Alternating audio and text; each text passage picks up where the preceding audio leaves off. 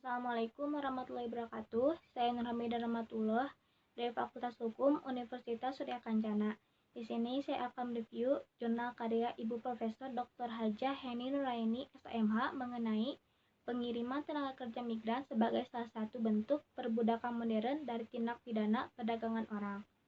Indonesia merupakan salah satu negara pengirim tenaga kerja migran terbesar di Asia. Pengiriman tenaga kerja migran umumnya dilakukan dengan berbagai cara, baik legal maupun ilegal.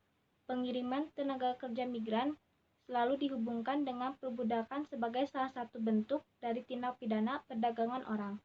Tindak pidana perdagangan orang dapat terjadi dalam berbagai bentuk, namun biasanya bertujuan untuk mengeksploitasi korban guna mendapatkan keuntungan. Pengiriman ilegal selalu dihubungkan dengan perbudakan sebagai salah satu modus dari tindak pidana perdagangan orang, terutama terhadap perempuan dan anak.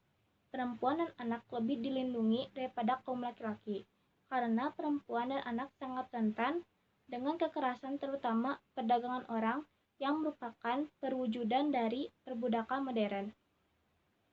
Pada umumnya, korban sering mendapat perlakuan yang tidak manusiawi dan pelanggaran terhadap hak asasi manusia.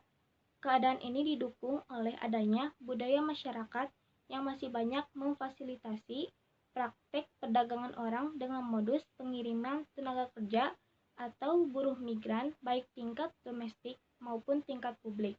Hal ini dilakukan melalui berbagai cara dan modus, dengan berbagai iming-iming sehingga korban tertarik untuk bekerja dengan cepat dan mendapat imbalan penghasilan yang tinggi.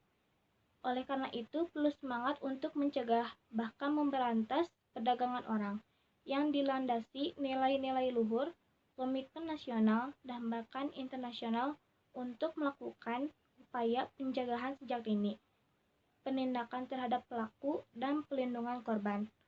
Atas dasar semangat itulah, pemerintah Indonesia mengundangkan Undang-Undang Nomor 21 Tahun 2007 tentang pemberantasan tindak pidana perdagangan orang sebagai upaya pencegahan hukum yang komprehensif dan integral.